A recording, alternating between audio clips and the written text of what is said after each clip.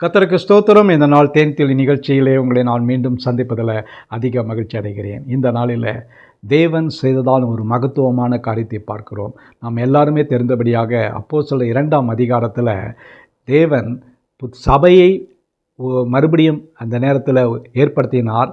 பரிசுத்த ஆவியானவர் அங்கு மேல் வீட்டில் இறங்கி புதிய ஏற்பாட்டினுடைய சபையை ஏற்படுத்தினார் என்று பார்க்கும். சபை பிறந்ததுக்கான காரணம் அங்குதான் தெரிகிறது.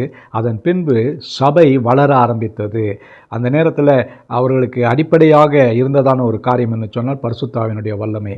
பேதுரு மிகவும் பயந்து நடுங்கிக் கொண்டு ஒரு பின்மார்க்கமாய் போய்கொண்டிருந்த அந்த பேதுரு அவர் தைரியமாய் எழுந்து தன்னோடு கூட இருக்கிற 12 கூட அவர் எழுந்து நின்று தைரியமாய் பிரசங்கித்தார். அவர் பிரசங்கித்த காரியங்கள் இந்த 2ஆம் அதிகாரத்தில் மிக தெளிவாக சொல்கிறது. குறிப்பாக 2:24 ஒரு தெளிவான ஒரு விளக்கத்தை கொடுக்கிறார்.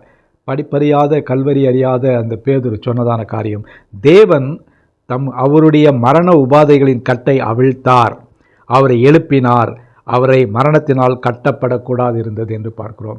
இயேசு உயிர் தெழுந்தார் என்பதற்கான ஒரு ஆணித்தரமான ஒரு சான்று இதுதான். பேதுரு அவர் சொல்கிற வேளையில் தேவன்தான் அவருடைய மரண உபாதைகளின் கட்டை அவிழ்த்தார் என்று சொல்கிறார். அதோடு கூட அவரை எழுப்பினார். தேவன் அவரை எபேசியர் 1:20 படியாக தம்முடைய பலத்த சத்துவத்தின் வல்லமையை அனுப்பி அவரை உயிரோடு எழுப்பினார் என்று பார்க்கிறோம். அதுதான் தேவன் செய்ததான மகத்தான ஒரு காரியம். தேவனுடைய ஒரே பேரான குமாரன் உங்களுக்கும் எனக்கமாக மரித்து ஒரு சாதாரண ஒரு மனிதனைப் போல அவர் இந்த உலகத்தில் கடந்து போகவில்லை. அவர்தான் தேவனாக இருந்தார். அவர்தான் கர்த்தராகிய இயேசுவாக மாறினார். அவர்தான் இந்த வேளையில் மரணத்தை வென்றவர். இந்த வசனம் மிக தெளிவாக தேவன் அவரை எழுப்பினார்.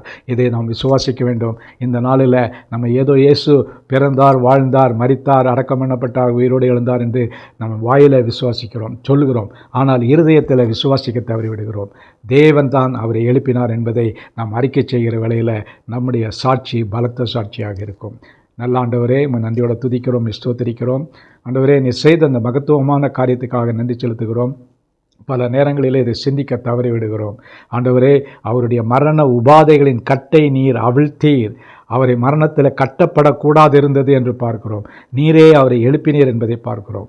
ஆகவே இப்படிப்பட்ட ஒரு இயேசு தெய்வமாக எங்களோடு கூட இருக்கிறதற்காக ஸ்தோத்திரம்.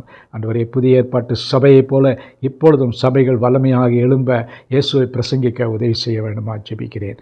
மீட்பர் இயேசுவின் நாமத்தில் ஜெபிக்கிறேன் நல்ல பிதாவே. ஆமேன், ஆமேன். கர்த்தர் உங்களை ஆசீர்வதிப்பாராக. இந்த நாள் ஒரு மகிழ்ச்சியும் சந்தோஷமான ஒரு நாளாக அமையட்டும்.